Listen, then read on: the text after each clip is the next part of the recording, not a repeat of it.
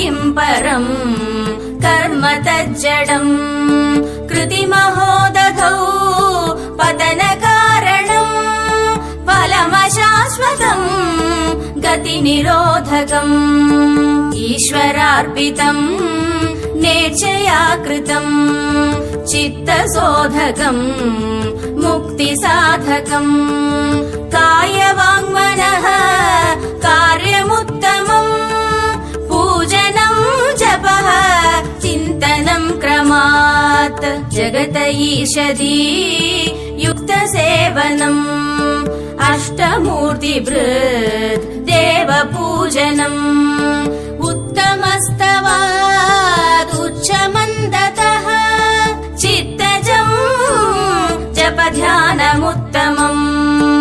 आज्यधारया श्रोतसासमम्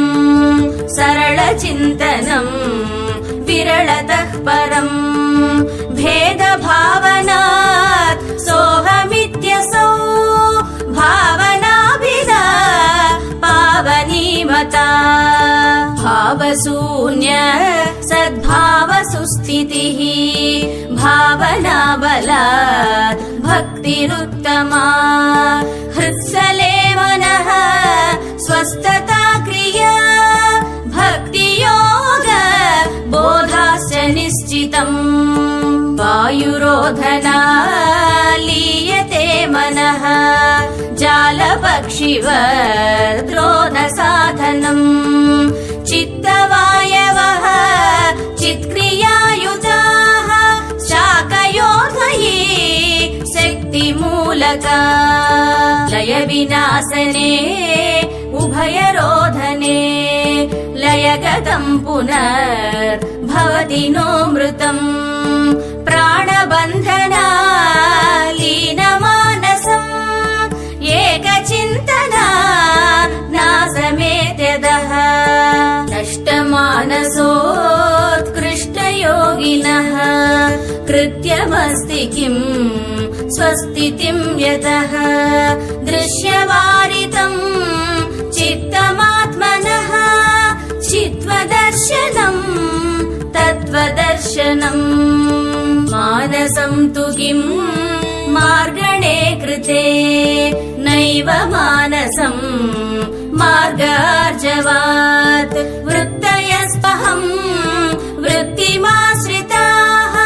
वृत्तयो मनो विद्यहम् मनः अहमयम् कुतो भवति चिन्वतः ऐपतत्यहम् निज विचारणम् अहमिनासभाज्यहमहं तया स्फुरति हृत्स्वयम्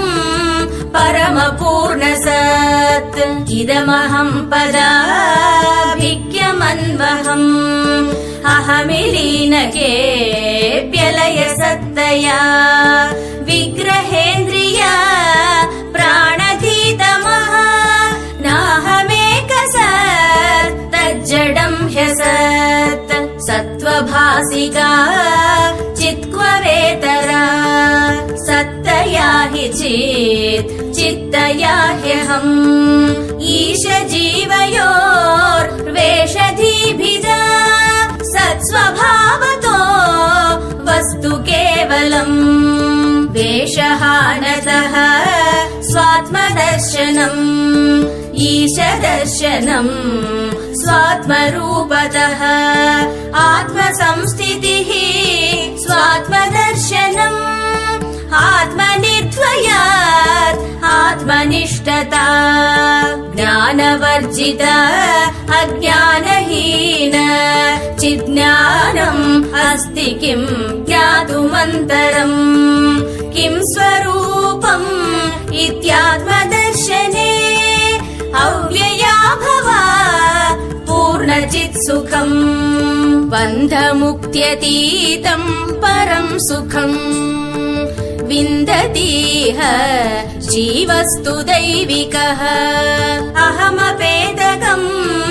निज विभानकम् महदिदम् तपो रमणवागियम् अहमपेदकम् निज विभानकम् महदिदम् तपो नित्यम्